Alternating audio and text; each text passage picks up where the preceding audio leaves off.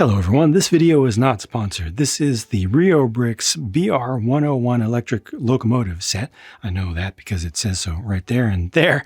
And I bought this from barweir.com for approximately $80 US. They and some other vendors have both with box and without box options. Sometimes you can get a product cheaper from overseas if you get it without the box. I got it with the box, obviously. This has 1,928 pieces. It's a nice retail box. You can also buy this directly from Reobrix itself. And I know a lot of you have a lot of questions, so let me try to get those answered as quickly as possible. First of all, this is just cardboard back here. It's just kind of attached. It's got a little shiny finish to it showing Castle Neuschwanstein, and I don't think that Reobrix actually has a set that depicts the same thing themselves, at least not that I was able to find. But yeah, it's just cardboard with a print on it. Now, is this minifig scale? Sure. It's minifig scaled enough. It's an 8 wide, not 6 wide build. So comparing this to, for example, one that you may have seen from another company, quite a difference in overall bulk. You know, much thicker, significantly longer. Next question, will it run, like go on its own? Simple answer, no. More complex answer, no.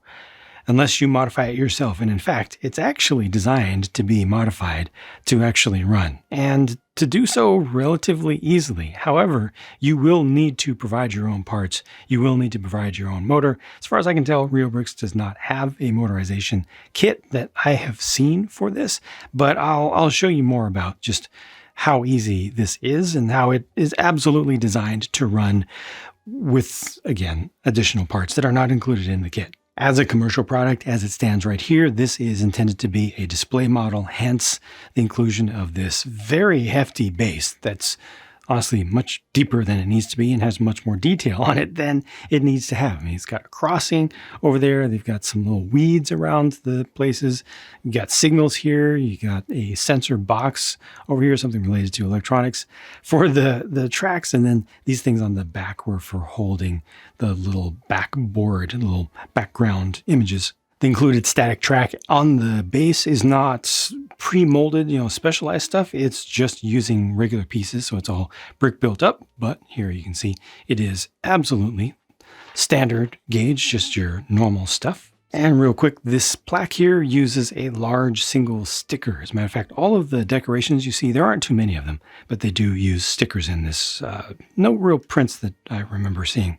All right, let me move on to some of the more interesting stuff. I know that not everyone is going to be a fan of this exact locomotive. It is a real locomotive that exists in real life, but from the outside to a lot of people, it's going to look fairly plain. But this does have a detailed interior, which is nice, and it's actually nicer than it appears at first. And those of you who have done custom train design in the past, especially stuff that is motorized, will immediately recognize what's going on here.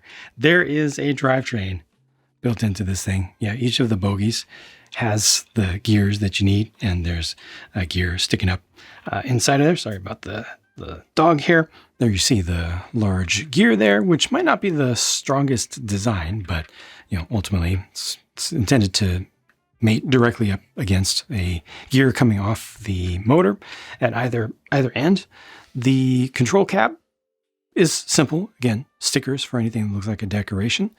And you can put a regular minifigure there. Obviously, the front end is fully built up with regular building techniques, not using specialized parts. So this was nice to actually sculpt all that. And I think the shaping is pretty good, pretty accurate. At the other end, you're seeing essentially the exact same thing. Control cap there again. Accommodation for another motor to drive the bogie. There are a couple problems here when it comes to swapping this over. And you got space, like all of this stuff can be removed. It's just attached with regular studs from the top. So you put your battery box and or receiver if you need one down in here, and motor and motor. But first of all, that gear right there, not necessarily the strongest option, just in terms of its raw strength, but I'm assuming that it would mesh up properly. However, it needs some sort of spacer, or it needs something to be swapped to have a tile underneath, because that's just directly above a regular plate right now with the studs. So there's nothing smooth to help locate it, keep it from wobbling around, and to make sure that it's not going to chafe excessively if you do power it. And then secondly, under here, the center bevel gear, the one that is on the vertical axle, and that ultimately is driven from the inside gear, it's identical to all the others here. And you see that design, it's a recognizable design. It has a little collar on the back of it. Well, that collar is on the other side, the opposite side of what we're seeing right now. And there's a weird quirk of its design.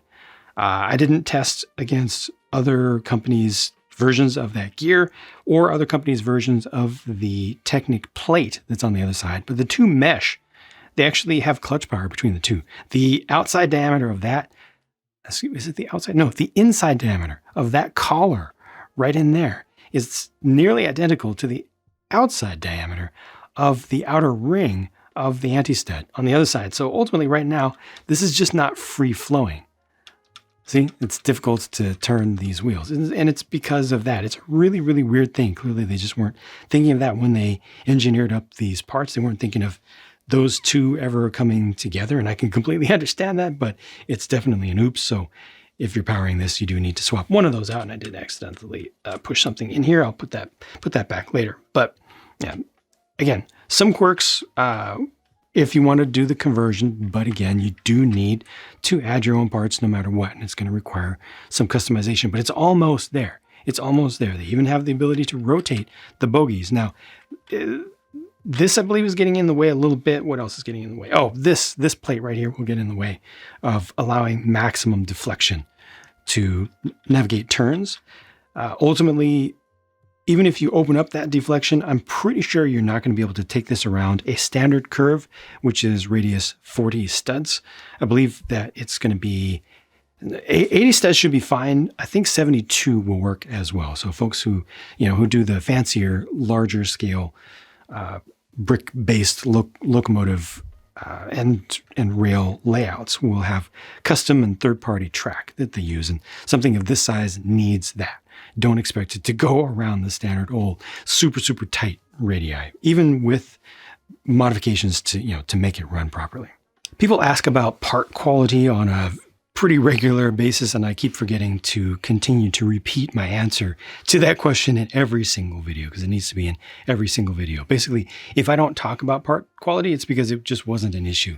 To me personally, the bricks that this company uses have very slightly more clutch power than you might be used to, which to me is not an issue, but for folks who have really fragile fingers, you might notice the difference as you're building it. If you tend to have hurting fingertips from building brick-based stuff, they'll hurt just a little bit more, a little bit sooner building something like this. I would characterize the difference in clutch power at something like 15%. That's where I personally would put it. It's where I estimated, but I didn't actually test that. But overall, part quality consistency has felt pretty good to me. Color consistency is not 100%, but it's pretty darn good. It's just really not been an issue. The biggest issue in color consistency was with those electric locomotive stickers on the side, which of the locomotive itself, which are slightly brighter than the color of the plastic. But this is dense plastic. It's not translucent. I don't know. It just doesn't have the features that people typically associate with being cheap. Which is just such a loaded and usually incorrect thing to say. That looks cheap, but is it actually cheap though? No, it just feels different to you or appears different to you. That looks low quality. Is it actually though? Quality is not a single thing, but it's a complicated conversation to have that requires a lot more than just an aside in this video. But ultimately, the biggest difference here relative to what you might be used to is that the studs don't have logos on the top, which actually enables you to do many more things legally as far as building techniques are concerned. I like that personally, but some folks just can't get over the fact that there isn't that texture, and that's just fine. Not everybody's going to like everything. Frequently, people ask about instructions. Here's a quick look at the instruction manual, just a random page here. It shows you the thing that you're working on. It shows you the parts that you're adding. It outlines the new parts in red.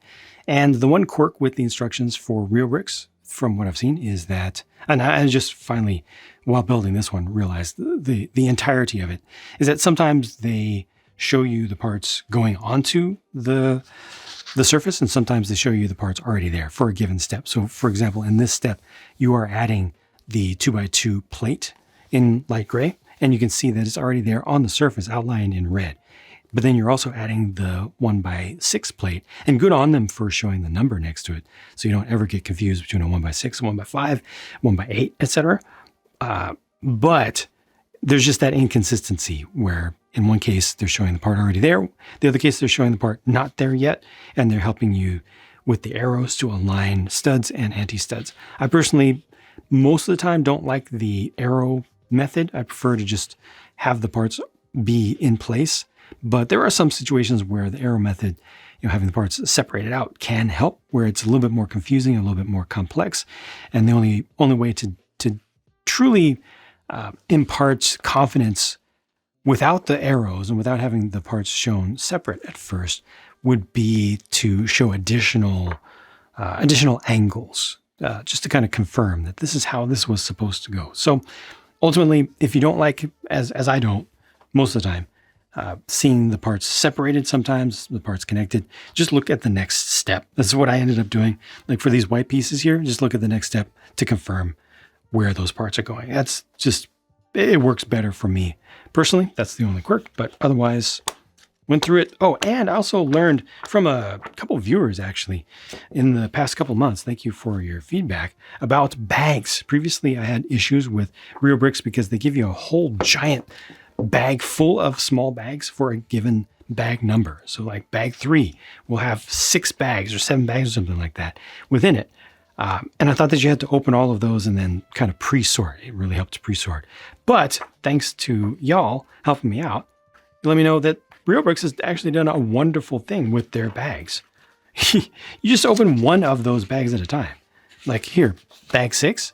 Bag 6 has a bunch of bags in it. You just open bag 6-1. And it's just like a handful of pieces. It's way easier. I thought it was way harder, but it's actually easier than any other brick system or brick manufacturer that I've used, because you only have a small number of parts on the desk open in your workspace at any one given time. And you go through those, and then you open the next bag when you run out of parts. It's that simple. It's actually really, really good. I after learning about that, again, thanks to y'all, it completely changed my outlook on Reobrix and their part management per set. I absolutely love it now. All right, I think that's enough from me about this. Again, I paid $80 US for this approximately, and that was with shipping from barweir.com. This seems to be roughly the standard price that I've seen it at different shipped again to me in the US, west coast of the US, different vendors, and this has 1,928 pieces. Again, it is presented as a static display model for most folks, but if you are specifically an advanced modeler who's willing to bring in your own parts, your own motors and everything, and specifically you are creating a large wide carriage compatible brick-based railway, something that's going to work with these long kind of O-gauge size of locomotives and the extra width, in this case 8, some people go up to 10, or go in between, do 9 or something like that. If you're doing all that, this is a great starting point for you that you will enjoy, that you will have a good time easily converting to work on your layout. You'll need to do something about the couplings, certainly, as well. It's one thing that I probably should have covered as well. It's definitely not set up right now. These ends, the buffers are made to look good, but a little bit of modification for that will also be necessary. But again, the folks who would be converting this over to actually run can handle all of that just fine. But ultimately, for most consumers, display model, nice one, good value. This back here, the backing is If it was all just one thing, great, but the box wasn't large enough to accommodate that. I like the extra little details. I think the value here is fantastic for the amount of stuff included. Really appreciate the interior, even without considering converting it. And overall, I'm happy with the purchase. I'm glad that I tried this out as just something I had never tried before. I'm definitely willing to get more in this series or similar to it in the future. Thank you for watching. Thank you for your support. Thanks to all the channel members, Patreon members, Twitch subscribers, and folks who use my affiliate links in the video description, which helps me be able to buy things like this to try different things and show you different things. Not all of them will be super popular. Not all of them will get all the views, and that's okay, because I am enjoying just trying different stuff, and I hope that some of you at least, are enjoying seeing it. Bye for now.